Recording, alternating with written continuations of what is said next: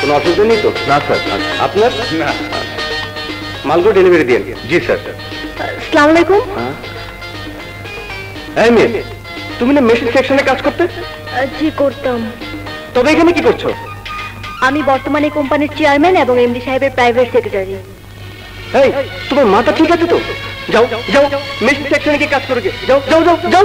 দেখুন, চেয়ারম্যান সাহেব আমাকে চাকরি দিয়েছেন, যদি পুনরায় ওখানে যেতে হয় তবে তার নির্দেশে যাব। হাসান সাহেব, কি সব বলছেন মেয়ে?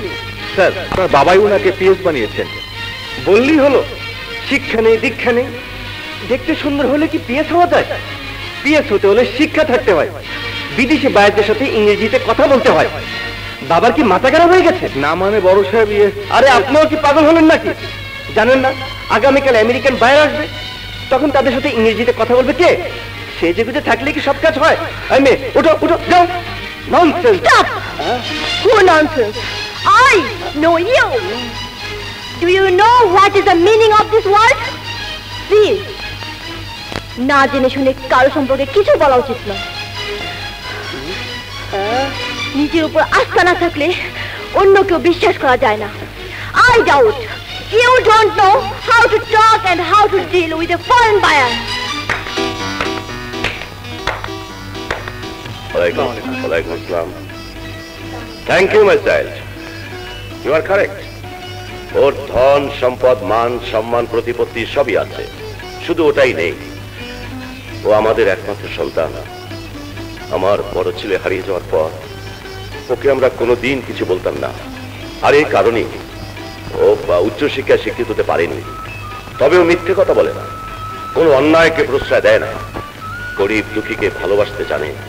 বাবা, সবুজ, তুই সিঙ্গাপুর যাওয়ার পর আমি অফিসে এসেছিলাম।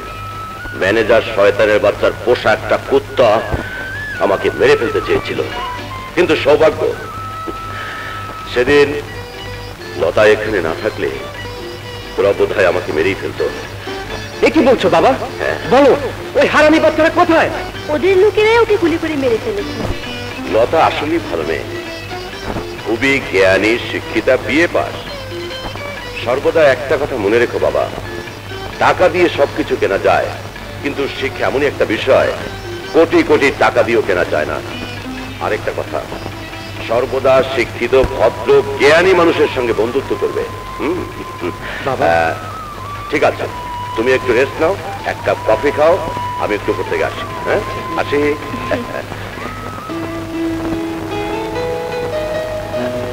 আসসালামু আলাইকুম।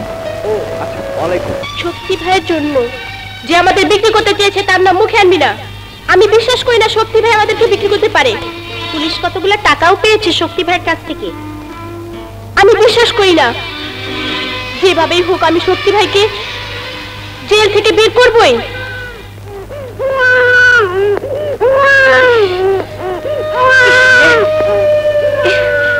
এই হারামি বাচ্চা, আবার কান্দো?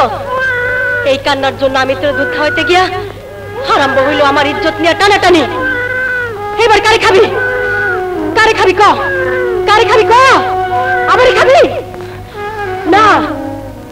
আমার ইজ্জত যে বাঁচাইছে তার কোনো ক্ষতি হইতে আমি দিব না। দরকার হলে তুই কানতে কানতে মইরা যাবি, আমিও মইরা যাবো, তবু আমি মুক্তি আপারে জেলখানা থেকে বার করে আনুমি।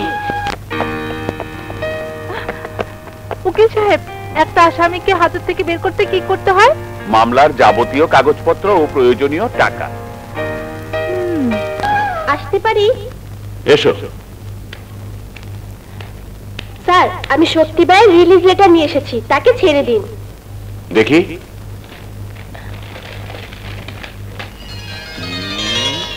ঠিক আছে, বসো। আসতে পারি? আসুন। জেলার সাহেব, আমি মুক্তি আপার বার হওয়ার কাগজ নিয়ে এসেছি। বসুন।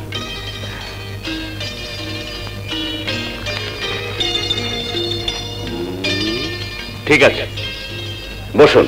সিপাই। Yes sir. মুক্তিকে ছেড়ে দেওয়ার ব্যবস্থা করো। জি স্যার। স্যার, আমার একটা অনুরোধ, মুক্তি আপা যেন আমার নামটা জানতে না